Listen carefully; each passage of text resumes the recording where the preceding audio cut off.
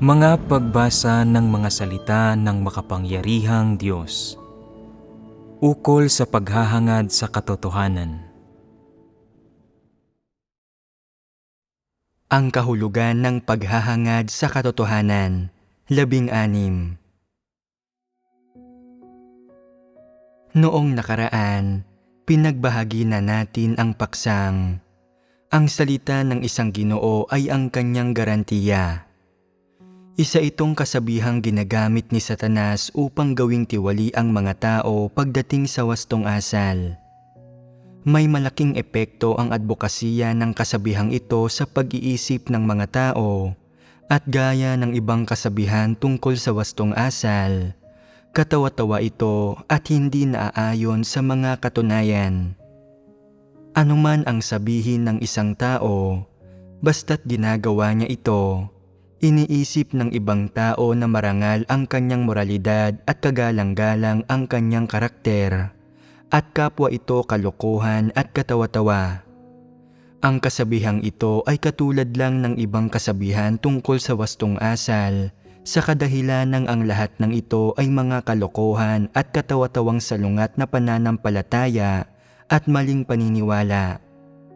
Ang lahat ng iyon ay matatawag na ganito at matutukoy rin bilang sukdulan sa pagiging katawa-tawa at hindi makatatagal sa pagsusuri. Ngayong araw ay tingnan natin ang kasabihan tungkol sa wastong asal na maging maprinsipyo at huwag maging tiwali, maging dalisay at mapagkumbaba.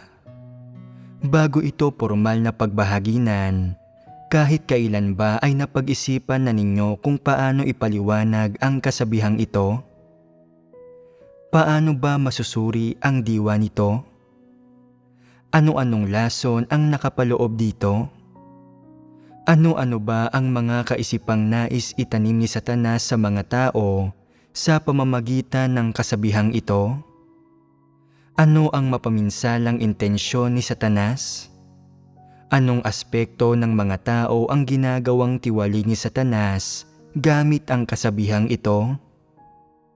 Kahit kailan ba ay napag-isipan na ninyo ang mga bagay na ito? Ang kasabihang, maging maprinsipyo at huwag maging tiwali, maging dalisay at mapagkumbaba, ay simpleng maipaliliwanag bilang hindi pagsang-ayon sa masasamang tao at magawang protektahan ang sarili mula sa masasamang impluensya. Kung batay sa pagsusuri ng ibang tao, ang isang tao ay naging maprinsipyo at hindi tiwali, o kung nais ng taong iyon na katawanin mismo ang kasabihang ito, anong uri siya ng tao sa kabuuan? Sinasabi niyang talagang hindi siya magagawang tiwali, na siya ay talagang matuwid, matapat at tuwiran, na isa siyang Ginoong may marangal na moralidad.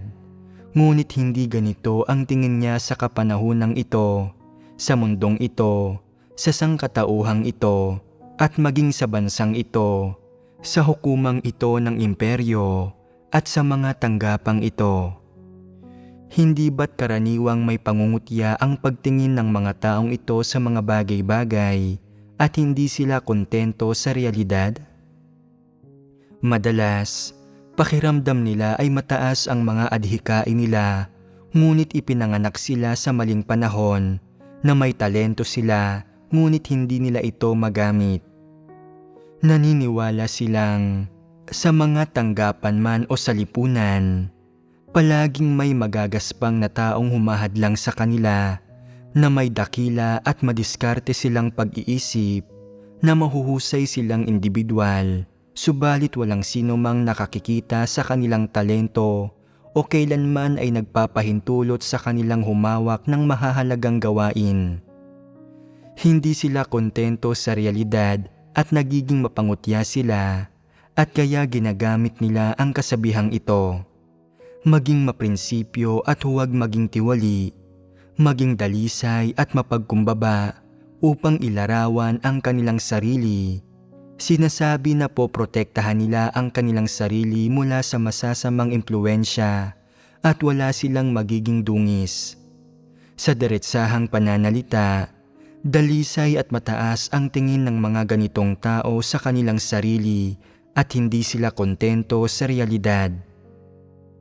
Wala talaga silang anumang tunay na talento o totoong kakayahan at ang mga perspektibang ginagamit nila sa pagtingin sa mga tao at bagay at sa pag-asal at pagkilos ay hindi naman talaga tama o praktikal. At, syempre, wala naman talaga silang anumang nakakamit.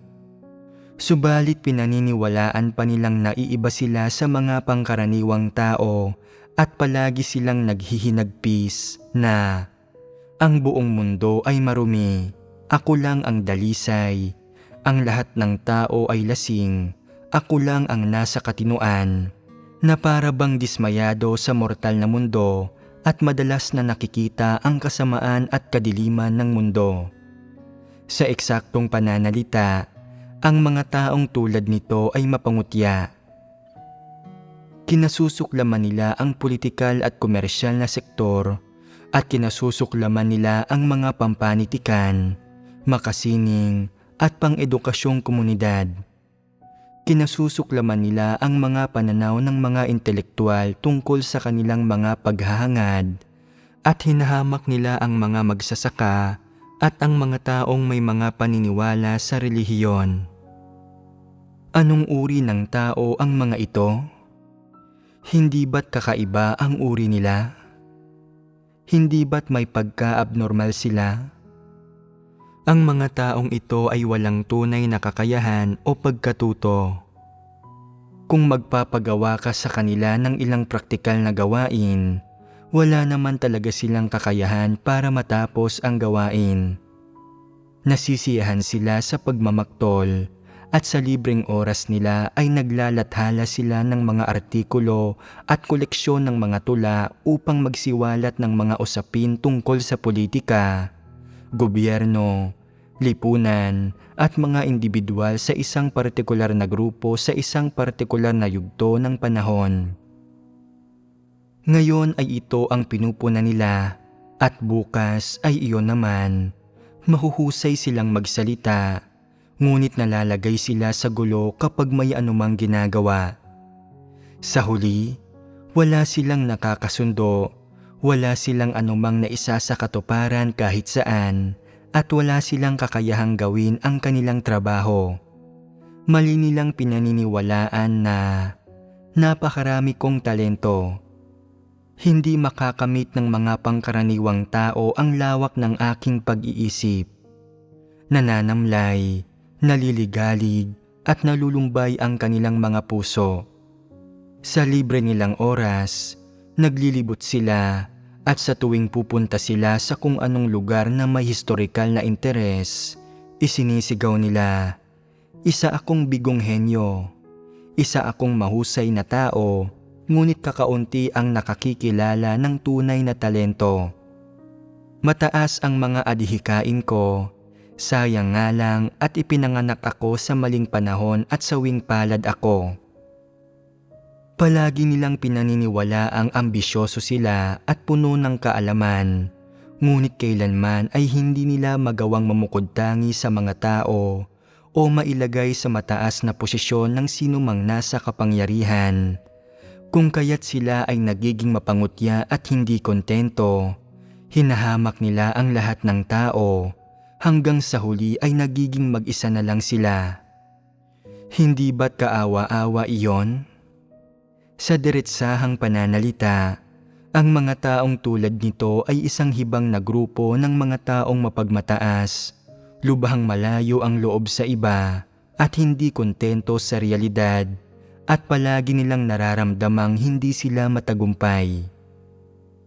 Ang totoo, walang maipagmamalaki ang mga taong ito, wala silang anumang kayang isakatuparan. Hindi nila nagagawa ng maayos ang lahat ng bagay at kapag may natututuhan silang kaunting kaalaman, nagpapasikat sila sa pamamagitan ng walang katapusang pagkukwento tungkol dito. Noong sinaunang panahon, bumibigkas ng mga tula, nagsusulat ng mga oda at ipinangangalandakan ng ganitong mga tao ang kanilang mga kasanayang pampanitikan, na mukhang namimilosopo. Sa panahon ngayon, mas marami ng pagkakataong magpasikat ang mga taong tulad nito. Maaari na silang gumawa ng sarili nilang paraan ng komunikasyon, mag-post ng mga komento sa mga vlog at iba pa. Sa ilang bansang medyo malaya ang mga sistemang panlipunan, madalas nilang inilalantad ang madilim na aspekto ng iba't ibang industriya gaya ng madidilim at masasamang aspekto ng pampanitikan, makasining, komersyal, politikal, at kultural na mga sektor. Buong araw, pinupunan nila ang ganito at minamaliit ang ganyan. Naniniwalang napakarami talaga nilang talento. Ang pinagmulan ng paggawa nila ng lahat ng bagay na ito ay ang paniniwala nilang ang lahat ng bagay tungkol sa kanila ay mabuti at tama at na naabot na nila ang kadakilaan, kaluwalhatian at kawastuhan. Sa eksaktong pananalita, pinoprotektahan nila ang sarili nila sa masasamang impluwensya at sila ay nagiging maprinsipyo at hindi nagiging tiwali, nagiging dalisay at mapagkumbaba. Naniniwala silang nakikita nila ng malinaw ang lahat ng bagay, na nauunawaan nila ang lahat ng bagay. Gumagamit sila ng mga pailalim na pamumuna laban sa sinumang may anumang ginagawa at tinitingnan nila ang mga ito ng may pangungutya at panghahamak. Palagi silang may nasasabi tungkol sa anumang bagay na ginagawa ng sinuman at pinupuna at minamaliit nila ang mga ito. Ang realidad, wala silang ideya kung ano talaga sila. Kailanman ay hindi nila nalaman kung ano ang tama at wastong perspektiba at pananaw na dapat gamitin kapag nagsasalita sila. Ang alam lang nila ay kung paano maging matabil ang dila at mautak magsalita. Marami bang taong tulad nito sa lipunan? Ano ba ang mga taong ito? Sa eksaktong pananalita, sila ay isang hibang na grupo ng taong mapagmataas at dalisay at mataas ang tingin sa sarili. Nagkaroon na ng maraming taong tulad nito sa buong kasaysayan, hindi ba? Paano mo ba dapat ilarawan at tukuyin ang mga taong ito? Hindi ba't mga idealista sila? Sa eksaktong pananalita, ang mga taong ito ay mga idealista. Ayaw nilang mamuhay sa kasalukuyang tunay na kapaligiran ng pamumuhay at palaging lumilipad ang kanilang mga isipan, puno ng mga hindi tunay, walang kabuluhan, hindi nakikita at hindi konkretong bagay. Nabubuhay sila sa isang hindi umiiral at hindi tunay na mundo. Ang mga taong ito ay tinatawag na mga idealista. Kung gayon, ano ang perspektibang ginagamit nila upang sukatin ang halaga ng ibang tao? Naniniwala silang mataas ang moral na pamantayan nila at ang pinagsisimulan nila sa pagsukat ng halaga ng ibang tao ay, nakikita ko ng malinaw ang inyong masama at madilim na aspekto at ilalantad ko ito.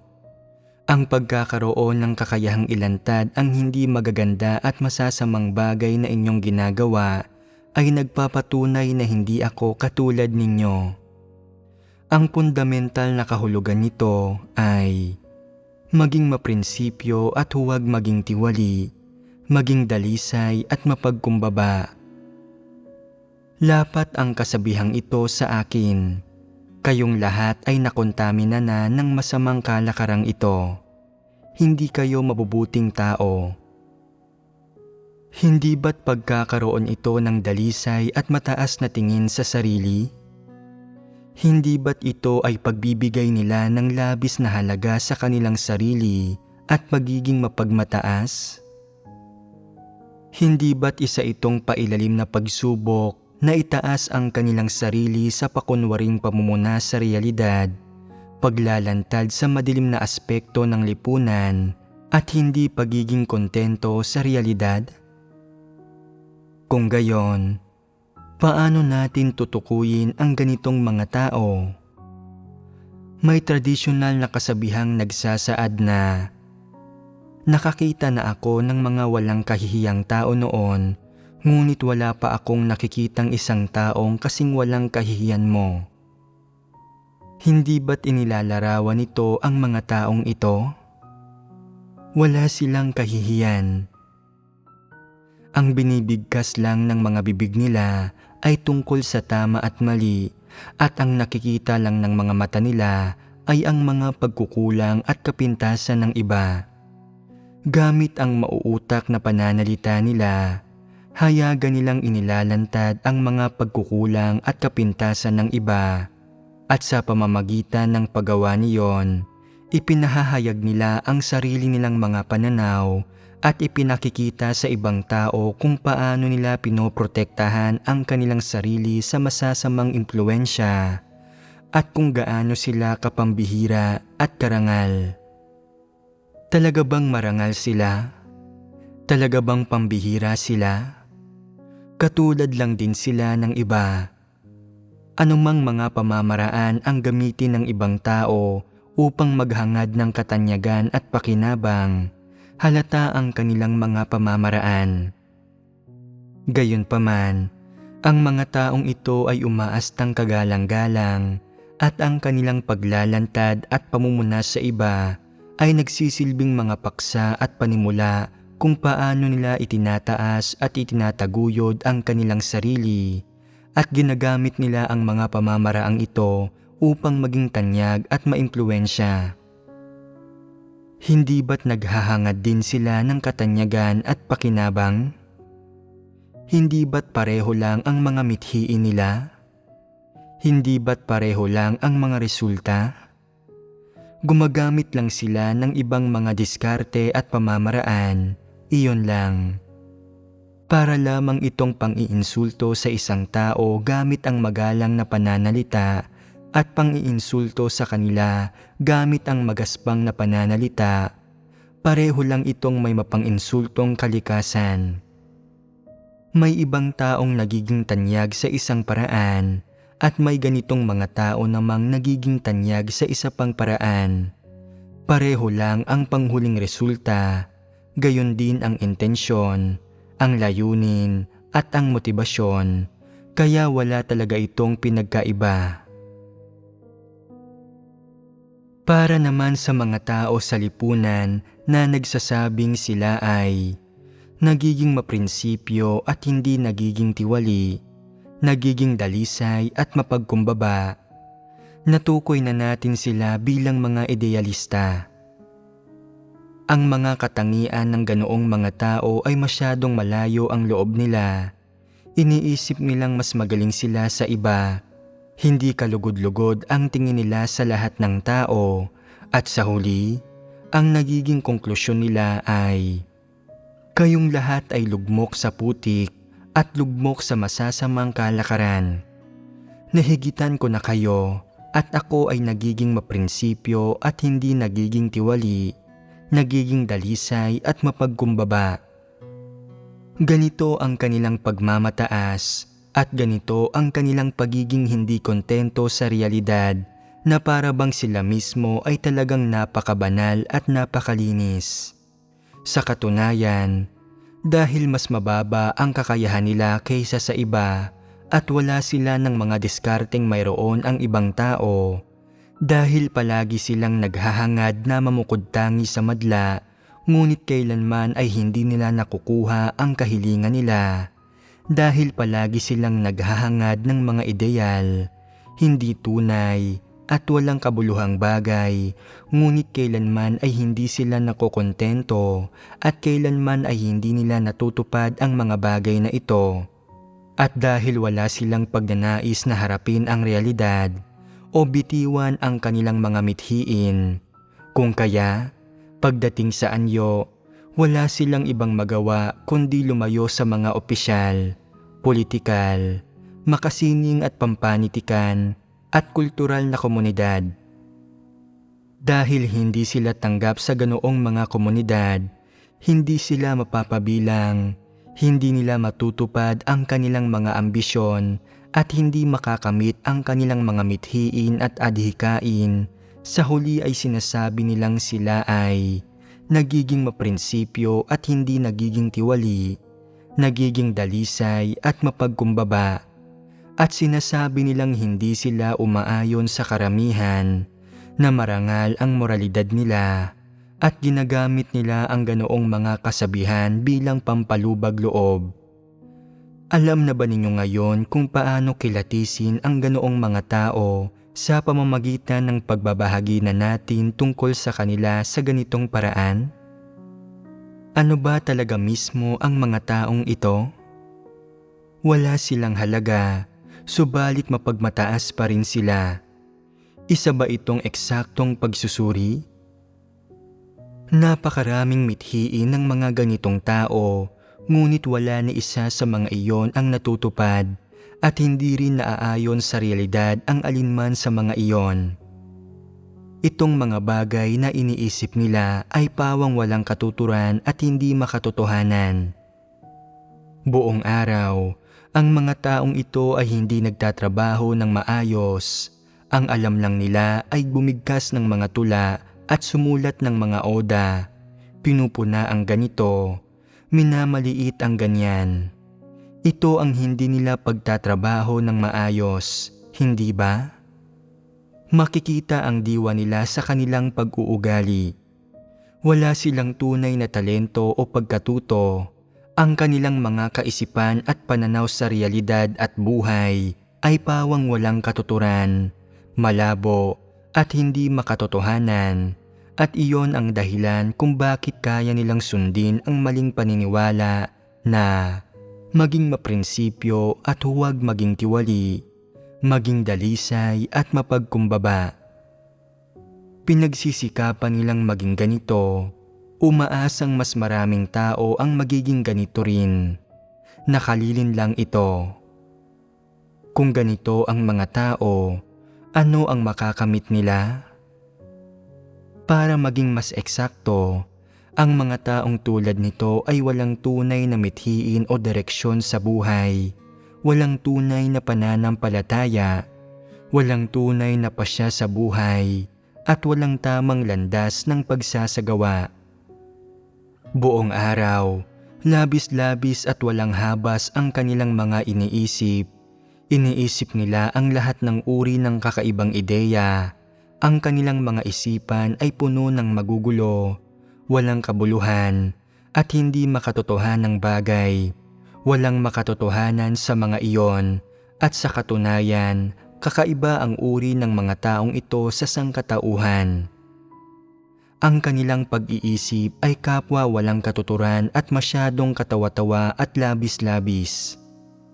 Sa anumang grupo ng mga tao sila nabibilang, o sila man ay nasa mataas na antas, gitnang antas, o mababang antas ng lipunan, hinding-hindi nila nakakasundo ang iba at hinding-hindi sila matatanggap ng mga tao. Bakit ganito? Ito ay dahil ang kanilang pag-iisip, ang kanilang mga paghahangad, at ang mga perspektiba nila sa pagtingin sa mga tao at bagay ay labis-labis at ibang klase. Sa maayos na pananalita, ang mga taong ito ay mga idealista, ngunit kung magiging mas tiyak, may sakit sila sa pag-iisip at abnormal ang pag-iisip nila. Sabihin ninyo sa akin, makakasundo ba ng mga taong may sakit sa pag-iisip ang mga normal na tao? Bukod sa hindi na nila makakasundo ang kanilang mga kaibigan at katrabaho, ni hindi rin nila makakasundo ang sarili nilang mga pamilya. Kapag sinasabi ng mga taong ito ang mga pananaw at pahayag nila, naaasiwa at tutol ang ibang tao at ayaw talaga ng mga itong marinig ang mga iyon. Hindi makatwiran ang mga pahayag na ito at hindi umuubra sa tunay na buhay. Sa tunay na buhay, ang mga paghihirap na hinaharap ng mga tao ay maaaring manggaling sa kalooban nila, Maaaring manggaling ang mga iyon sa mga objektibong kapaligiran ng mga tao o maaaring may kinalaman ang mga iyon sa mga pang-araw-araw na pangangailangan sa buhay. Paano ba dapat harapin, pangasiwaan at lutasin ang mga bagay na ito? Pagdating sa maliliit na problema, mayroong mga may kinalaman sa mga pangunahing pang-araw-araw na pangangailangan ng buhay, habang pagdating naman sa malalaking problema, mayroong mga may kaugnayan sa pananaw sa buhay ng mga tao, sa kanilang mga panuntunan sa pamumuhay, sa landas na kanilang sinusundan at sa kanilang mga paniniwala, at ang mga problemang ito ang pinakatotoo. Subalit, gusto palagi ng mga idealistang ito na ihiwalay ang kanilang sarili sa mga problemang ito, at kahit kailan ay ayaw nilang mabuhay sa mga sitwasyon sa tunay na buhay. Ang kanilang mga pananaw, perspektiba at pinagsisimulan sa pagtingin sa mga tao at bagay ay hindi nakabatay sa mga tunay na problemang ito, bagkus ay medyo hindi makatotohanan at walang pakundangan. Hinding-hindi mo malalaman kung ano ang iniisip nila, na para bang ang mga iniisip nila ay mga kaisipan ng mga taga-ibang planeta, mga bagay na hindi pa kailanman naririnig ng mga tao rito sa daigdig, mga bagay na hindi normal pakinggan para sa kanila. Sino ba ang may gustong makarinig ng isang taong nagsasabi ng hindi normal na mga bagay? Kapag unang nakilala ng mga tao ang taong ito at narinig nila itong magsalita, maaari nilang maramdaman na ang kanyang sinasabi ay talagang orihinal at bago, mas may kabatiran at mas matalino kaysa sa sinasabi ng mga pangkaraniwang tao. Ngunit sa pagtagal-tagal, napagtatanto nilang walang katuturan lang ang lahat ng iyon, kaya wala nang pumapansin sa taong iyon. Hindi na sila nakikinig sa kanya at wala na sa mga sinasabi niya ang pumapasok sa kanilang mga tenga o kanilang mga puso. Napapansin ba ng taong ito kapag ganoon ang nagiging saloobin sa kanya ng ibang tao? Namamalaya niya ito sa paglipas ng panahon at sa kanyang puso, iniisip niya, walang may gusto sa akin, bakit kaya? Bakit ba ayaw nila sa akin? Hay, isa akong mahusay na tao, ngunit kakaunti lang ang nakakikilala ng tunay na talento. Nakita mo na, palagi siyang mapagmataas, palaging naniniwalang may talento, mautak at may kakayahan siya, gayong sa totoo ay wala siyang halaga. Sa anumang grupo ng tao siya malagay, ang panghuling resulta at kinahihinatnan niya ay palagi siyang tinatanggihan. Dulot ito ng pagsunod niya sa kasabihang, maging maprinsipyo at huwag maging tiwali, maging dalisay at mapagkumbaba. Kung kailanman ay ninais mong maging ganito, sinasabi ko na sa iyong itigil mo na iyan dahil hindi normal ang mga taong ito. Kung normal ang iyong pag-iisip at ang katwiran ng iyong pagkatao, dapat mong gawin ang nararapat mong gawin at ang kaya mong gawin at huwag mong hangaring maging isa sa mga taong nagiging maprinsipyo at hindi nagiging tiwali, nagiging dalisay at mapagkumbaba. Ang mga taong ito ay immoral at kakaibang uri ng tao at hindi sila normal. Sa sandaling matapos na nating suriin ang diwa ng mga taong nagiging maprinsipyo at hindi nagiging tiwali, nagiging dalisay at mapagkumbaba, pag-usapan naman natin ang mga problema ng pagiging hindi kontento sa realidad at pagiging mapangutya na nabanggit natin ng ilantad natin ang mga taong ito. May ilang taong naniniwala na sumasampalataya kami sa Diyos, kaya dapat naming maunawaan ang madilim na bahagi ng lipunan at ang masasamang kalakaran sa lipunan at hindi sundin ang mga iyon. Kailangan din naming maunawaan ang politika, ang kasamaan ng sangkatauhan, ang iba't ibang karaniwang kaugalian ng sangkatauhan, at ang lahat ng madilim at masamang bagay na ginagawa ng sangkatauhan na umiiral sa iba't ibang panahon, sa iba't ibang sulok ng mundo, at sa iba't ibang lahi at grupo. Sa paggawa nito, magkakaroon kami ng pagkilatis. Ito ba ang hinihingi ng Diyos sa tao? Bago natin pagbahaginan ang paksang ito, maaaring ang ilan sa inyo ay nagawa na ito bilang inyong paghahangad. Ngunit ngayon ay sinasabi ko sa iyo ng malinaw, hindi ito isang bagay na dapat mong gawin at hindi ito ang hinihingi sa iyo ng Diyos. Hindi hinihingi sa iyong maunawaan mo ang mundong ito, ang lipunang ito at ang sangkatauhan o ang politikal, komersyal, pampanitikan o panrelihiyong sektor o ang anumang karaniwang kaugalian na nagmumula sa lipunan o ang paraan ng pagpapatakbo ng anumang grupo o puwersa sa lipunan at iba pa. Hindi ito isang aral na kailangan mong matutuhan. Hindi mo kailangang hindi makontento sa realidad at hindi mo kailangang protektahan ang iyong sarili sa masasamang impluensya. Hindi ito ang punto de vista o perspektibang dapat mong gamitin at hindi ito ang pananaw na dapat mong piliin. Hinirang ka ng Diyos at pinahintulutan kang sumampalataya at sumunod sa Kanya. Hindi niya hinihingi sa iyong maging kontra sangkatauhan, kontra lipunan, kontra politika, o kontra estado, ni hindi rin niya hinihingi sa iyong labanan ang anumang grupo, lahi, o relihiyon. Hinihingi lang niya sa iyong sundin mo siya at tanggihan mo si Satanas. Humarap ka sa kanya at tanggapin mo ang kanyang mga salita at magpasakop ka sa mga ito. Sundan mo ang kanyang daan at matakot ka sa kanya at lumayo ka sa kasamaan. Kahit kailan ay hindi hiningi sa iyo ng Diyos na maging kontra sangkatauhan, kontra lipunan o kontra estado.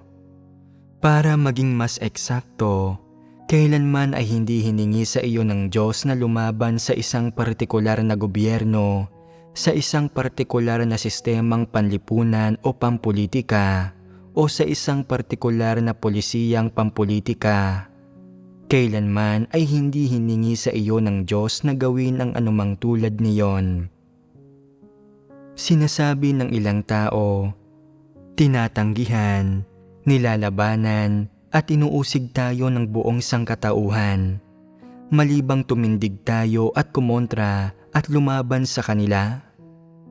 Laban naman silang lahat sa atin, kaya bakit hindi tayo pwedeng maging laban sa kanila?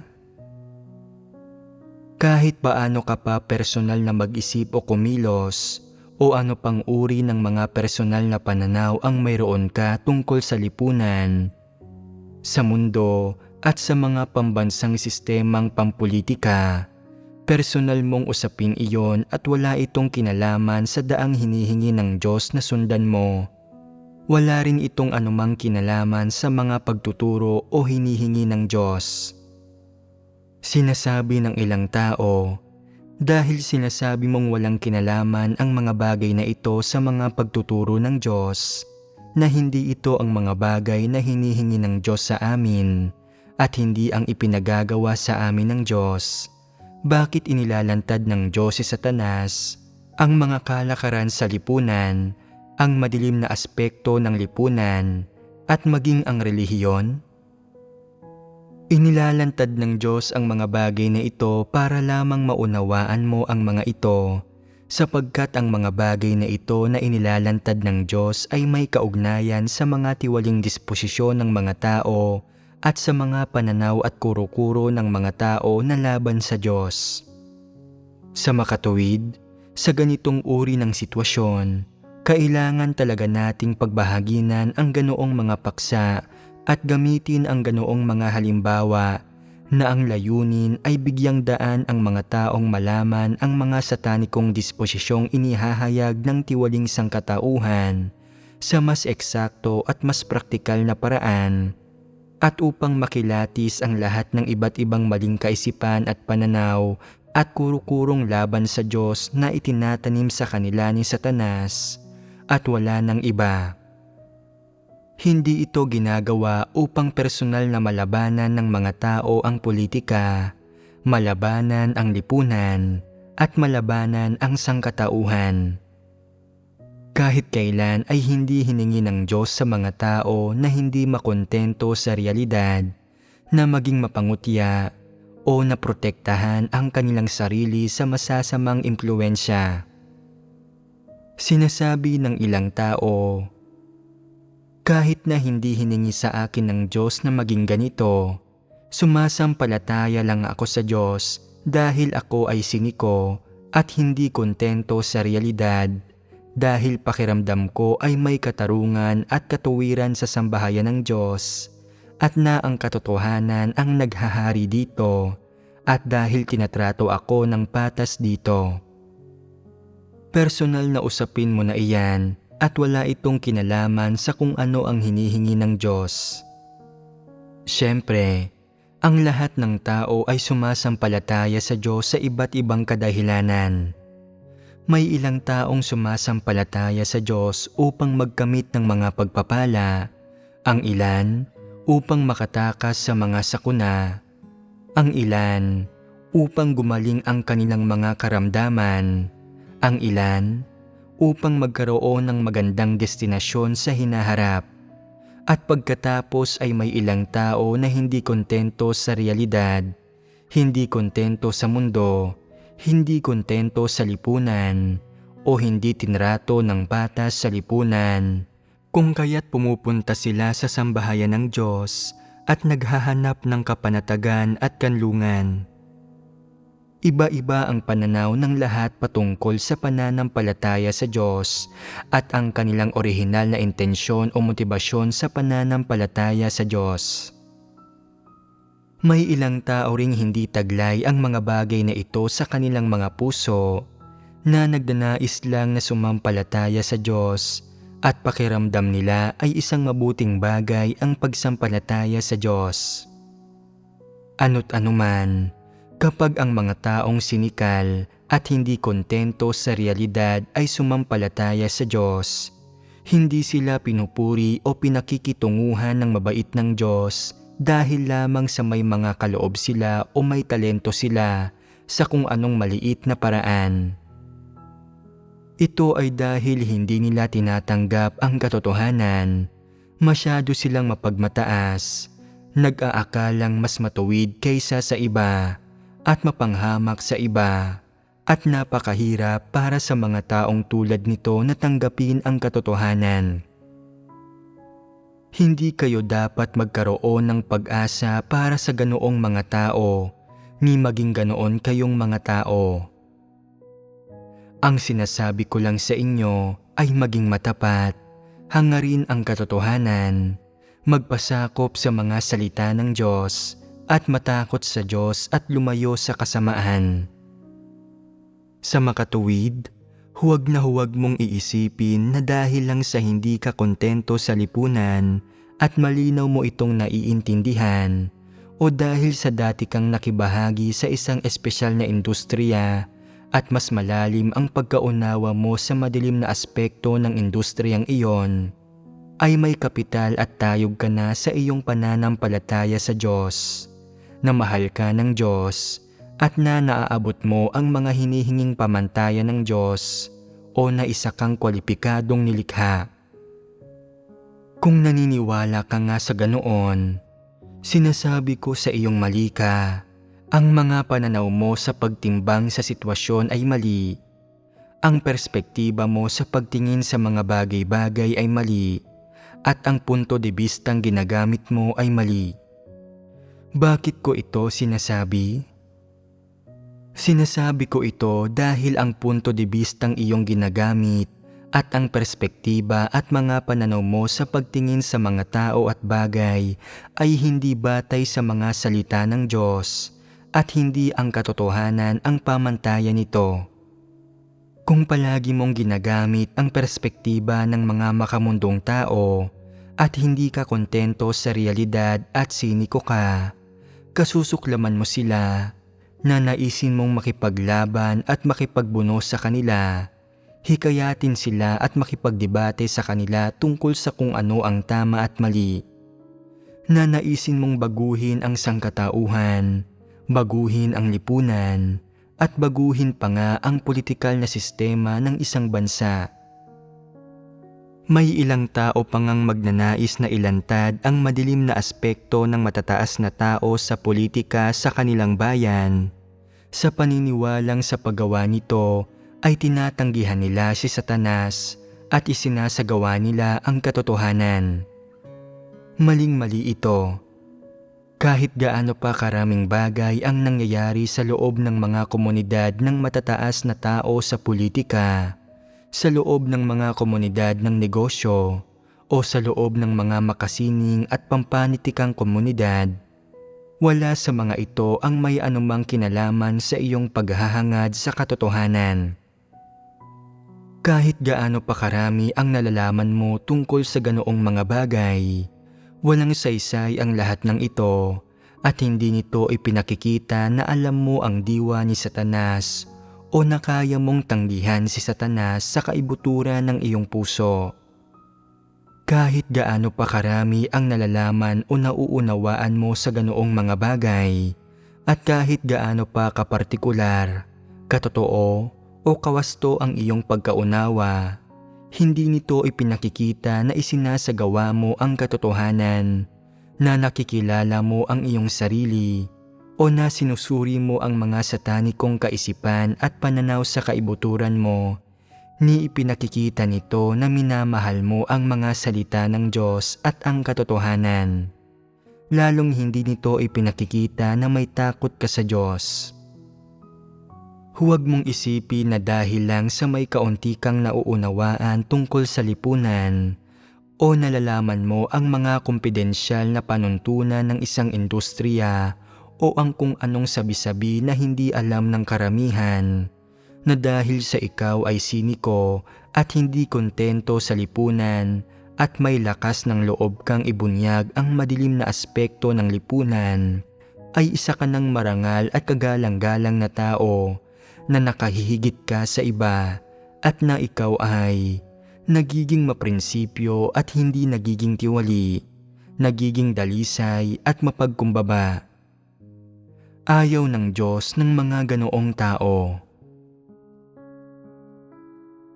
Bago sila sumampalataya sa Diyos, ang ilang tao ay mahina ang loob at nag-aalangan, hindi nangangahas na ilantad ang madilim na aspekto ng lipunan, walang lakas ng loob na gawin ito.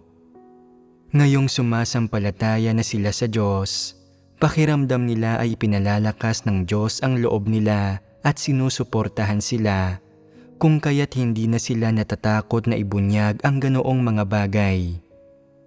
May ilan pa ngang pumupunta sa mga demokratikong bansa at nangangahas na ilantad ang ilan sa masasamang gawain ng demonyo na CCP. Pagkatapos, pakiramdam ng mga taong ito ay nauunawaan na nila ang katotohanan, na may tayog at pananampalataya na sila sa Diyos. Mga maling kaisipan at pananaw ang lahat ng ito, at walang saysay na hangarin nila ang mga bagay na ito.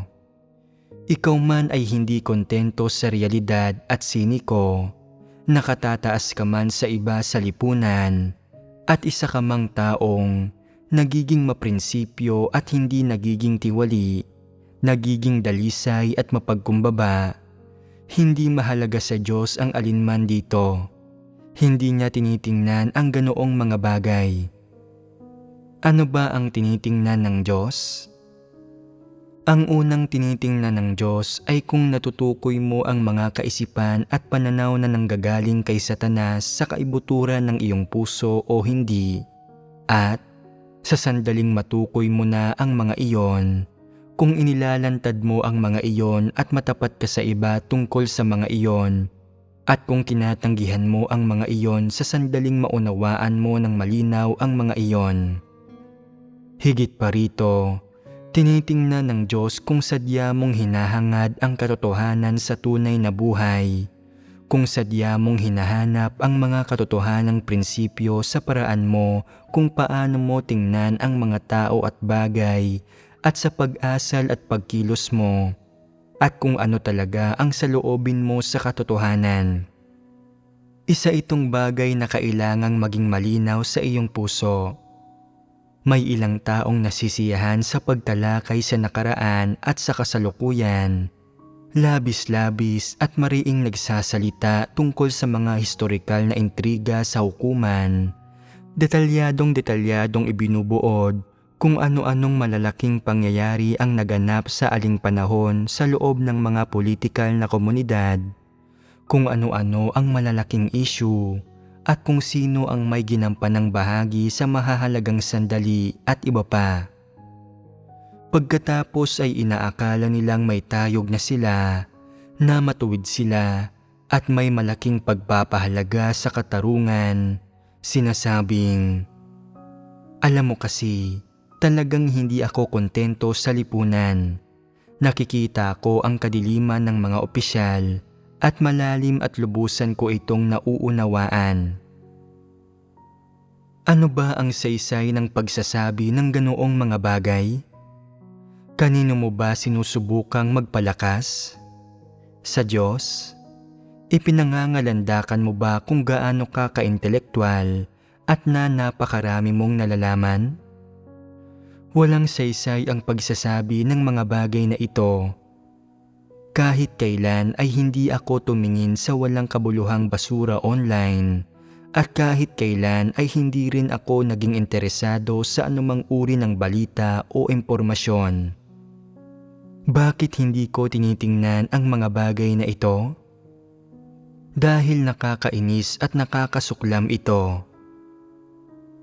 May ilang taong naniniwalang sa sandaling sumampalataya sila sa Diyos, dapat na silang magkaroon ng pagpapahalaga sa katarungan, at madalas silang nagkokomento at maraming sinasabing walang katuturan tungkol sa mga kilalang tao, sa mga tanyag na tao, at sa mga politiko, at inilalantad nila ang mga pribadong buhay ng mga taong ito, umaasang mamumulat nila ang mga mata ng lahat ng tao. Pakiramdam nila ay marami silang kayang gawin, mauutak sila, na alam nila ang lahat ng lihim, at na talagang napakatalino, napakaraming kaalaman, at napakamatuwid nila. Ano ba ang saysay ng pagkakaroon ng kaalaman sa ganoong mga bagay? Ipinakikita ba nitong isinasagawa mo ang katotohanan? Ipinakikita ba nitong naunawaan mo na ang katotohanan? Ipinakikita ba nitong may tayog ka?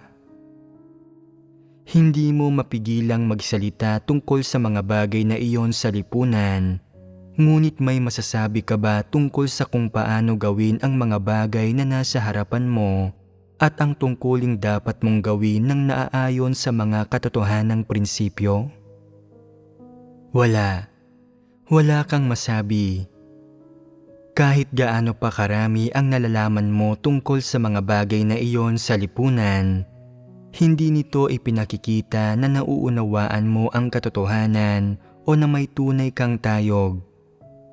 Huwag mong isipin na dahil lang sa nakikita mo ang totoo sa mga peking balita at maling paniniwala ay may tayog ka na naitakwil mo na ang mundo at natanggihan si Satanas, na hindi ka na umaayon kay Satanas, at na may pananampalataya ka na sa Diyos at matapat ka sa Kanya.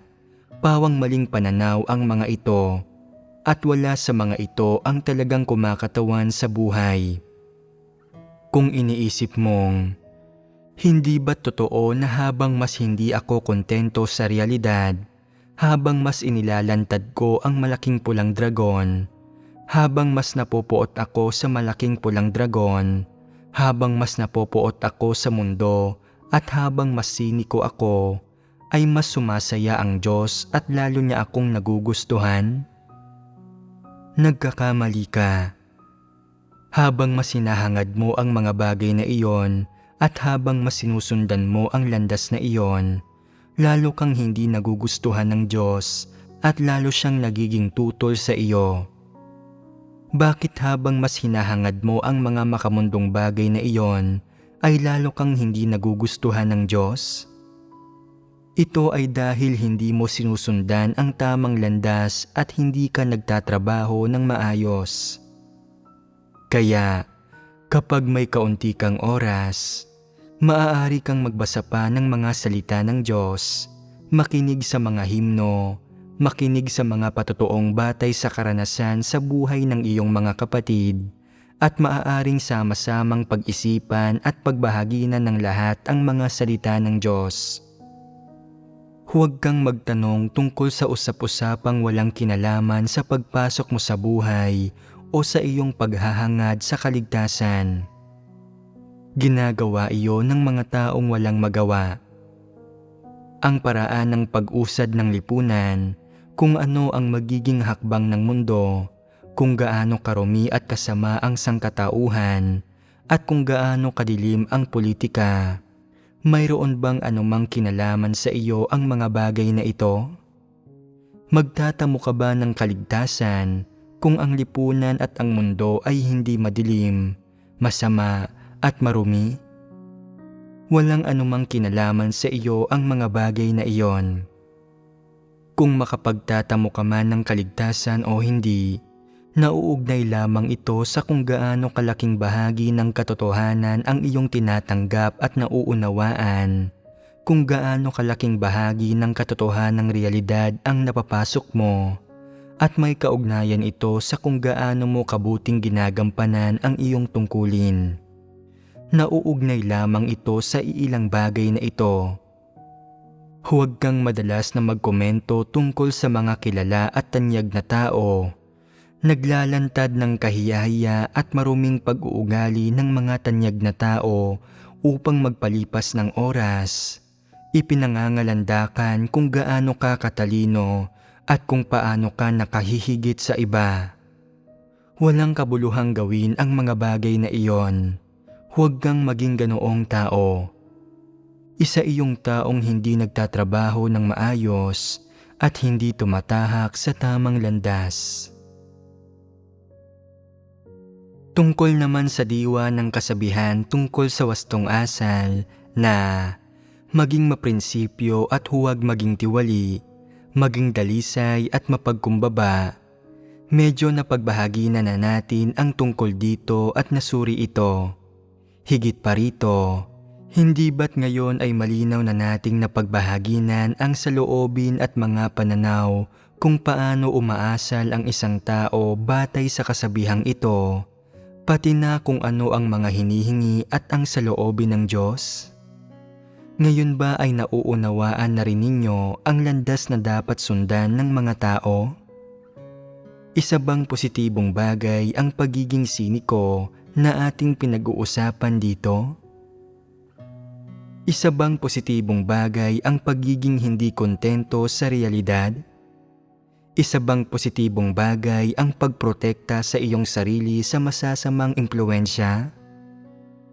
Walang positibo sa mga bagay na ito. Masasabi natin ng may katiyakan na ang mga ito ay hindi mga saligan para sa iyong pag-asal at pagkilos.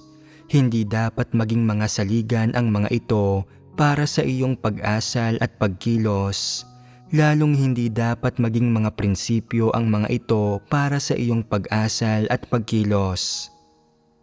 Sa makatuwid, ang mga ito ay mga bagay na dapat mong bitiwan at tanggihan. Dapat ay malinaw ninyong makilatis at lubusang matalikdan ang mga kasabihan at teoryang ito na nanggagaling sa tradisyonal na kultura, at hindi ninyo dapat tanggapin ang mga mapanlihis na bagay na ito bilang katotohanan o mapagkamalan ang mga ito na katotohanan. Ito ay dahil kahit gaano na karaming taon na kumakalat ang mga bagay na ito sa sangkatauhan, o gaano kalalim ang mga ugat nito sa sangkatauhan, kahit sandali ay hindi makatitindig ang mga ito sa katotohanan. Hindi talaga mga positibong bagay ang mga ito at hindi talaga karapat-dapat na mabanggit kasabay ng katotohanan. Wala talagang positibong epekto ang mga bagay na ito sa mga tao.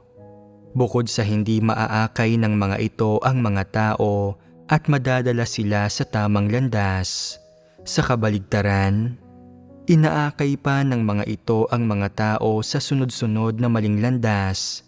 Ginagawa ang mga taong mas malayo at walang kahihiyan, mas walang kamalayan sa sarili at mas hindi makatwiran, at hinihikayat ang Diyos na kamuhian sila at masuklam sa kanila. Kung bibitiwan mo ang mga bagay na ito, bibitiwan ang mga kurukurong ito, bibitiwan ang mga kaisipan at pananaw na ito, ang mga pamamaraan at saligang ito kung paano titingnan ang mga tao at bagay at aasal at kikilos na nagmumula kay Satanas, at ikaw ay haharap sa Diyos at titingin sa mga tao at bagay at aasal at kikilos ayon sa mga salita ng Diyos. Hindi magkakaroon ng epekto sa iyo ang mga bagay na ito.